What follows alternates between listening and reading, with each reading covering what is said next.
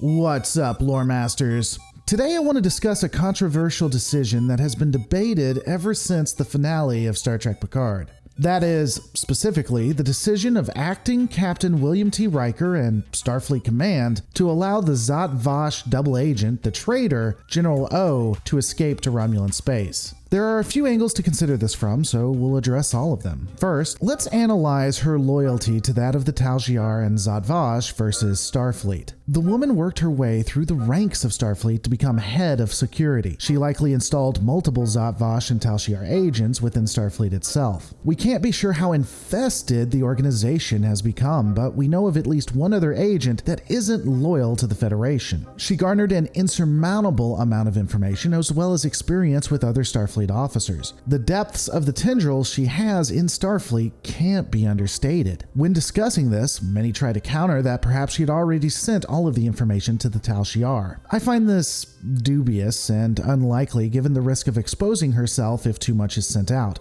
But even if we accepted that as fact and that there's no loss because they already have all of the information, people forget that the experience O had, the interactions, the learning of the internals of Starfleet security, is invaluable. She didn't just have stats and data, she had in-depth knowledge and experience of those around her. She knew them all, inside and out. That is devastating. The second factor is to consider her actions in respect to Mars. Thanks to O, the synthetics are hacked by Zhat Vash agents and near 100,000 Starfleet officers, as well as Federation citizens, lose their lives. Utopia Planitia, one of the most important installations in the entirety of the Federation, was destroyed and Starfleet's resources crippled. Indeed, Mars itself would still be burning as of the beginning of Star Trek Picard. And then, the cover-up to ensure no one finds out. This is a mass murder and an act of war. Don't be confused. The Romulan Free State had declared war upon the United Federation of Planets. Admiral Clancy, I know I need hardly remind you. If the Romulans were running clandestine operations on Earth, I would know. And then you would know. And then all of Starfleet would know, because clearly that would be an overt and intolerable act of war. Now you could argue that the Zhat Vash are a rogue entity, but they are integrated into the Tal Shiar. At a minimum, the Romulans would be hard-pressed to reform, if not completely dismantle, the Tal Shiar. After this, while Picard is investigating these weird occurrences, Commander Oh would play some kind of role in the assassination of both Dahj and her boyfriend. She would assist in staging an assault on Starfleet headquarters and help with the covering up of the murder of the previously two-mentioned Federation citizens, as well as the near killing of former Admiral Picard. This included providing security codes and covering up the utilization of transporters to commit the crime. Let me be concise and clear here. Commodore Oh orchestrated an attack on Starfleet headquarters in an attempt to kill a former admiral and hero of the Federation. Not to mention the successful killing of two Federation citizens, as I've stated. An indirect result of her work is that some would die due to diseases that could have been cured had synthetics been allowed to continue to exist. Though I do think this is the Federation more being stupid than anything else, as we have special exceptions in modern days for banned things to be used in cases of emergency. To be fair, it could be that O worked in the background to convince people it was worth losing lives to not have synthetics, but that seems a bit dubious. So with this in mind, I think that many would be hard-pressed to say that her treason, her giving of Starfleet secrets, and her assistance, if not outright orchestrating, of the destruction of Utopia Planitia is more than enough reason to arrest her or even engage in a conflict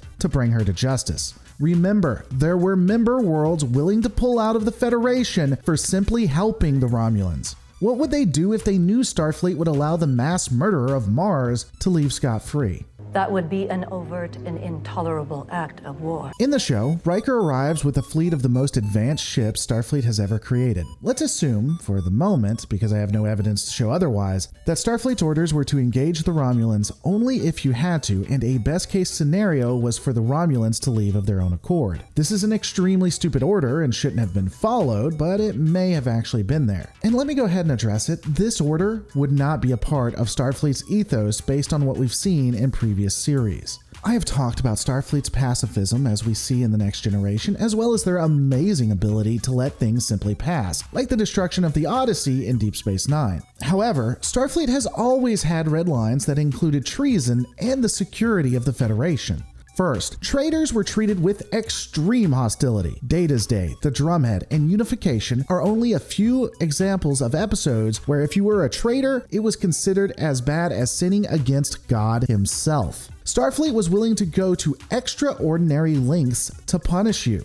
And that's just in TNG. Do I really need to bring up Hudson or how Cisco used biogenic weapons on a defenseless planet to get a former Starfleet officer, Eddington, and Starfleet was just okay with it? The one thing you never do to Starfleet, the one thing you never do to the Federation, citizen or no, is turn down the promise of paradise. It is also pragmatic to take Commodore Oh prisoner. Not because she may not have given all of the secrets away and so you're safeguarding some, but because you don't know what she has given and what she hasn't. Without taking her into custody, there is no way to know how far her treachery lies. You'd have to assume that everything with Starfleet security is compromised, and you may miss something vital that they now have. With her in custody, you may be able to confirm what information was given and what wasn't. Some have tried to argue that Starfleet was trying to set a good example for synthetics so that all life isn't destroyed as they were attempting to do at that point. If there isn't a better argument for why Starfleet shouldn't have joined the Romulans and base Delta Zero'd the synthetic planet, I don't know it. That is the worst argument I have ever heard, but fine, let's assume that they were worried about the homicidal synthetics staying homicidal.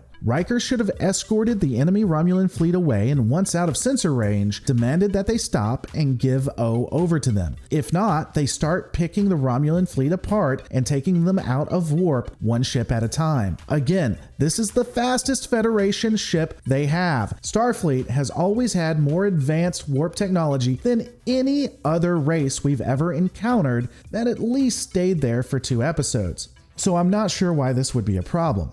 Also, there is a worry about the amount of men and women that would have died in this confrontation. While we can't be sure, it does seem that the battle would be a Starfleet victory. Even if we assume that it was a Pyrrhic one, the loss of life to bring a traitor to justice and ensure continued Federation stability is arguably worth it. It is quite possible that the Federation will fracture with this criminal being let go. That would be an overt and intolerable act of war. The last possibility that's been offered up is to allow O to go and take care of her quietly on the back end.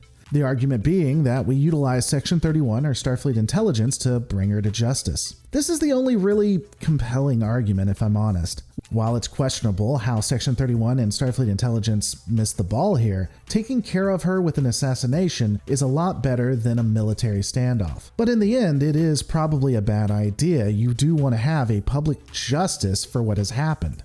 Killing her quietly ensures that there is an unnecessary loss of life and you send a message. However, you do run the risk of the core member worlds getting whiny again. At the end of the day, the lack of will to bring the Romulan traitor in should have devastating impacts to the morale of the Federation, if not fracture it. It was a grievous misstep and something that was worth even some loss of life. The Federation should have truly realized at this point that they were at war. And even at war, they did nothing. To be fair, I guess this is a new form of writing, as we have never seen something at this level in Star Trek. But all of these are my thoughts. What are yours? Let me know in the comments below. Don't forget to rate, comment, and subscribe, and I'll see you on the next Lore Reloaded.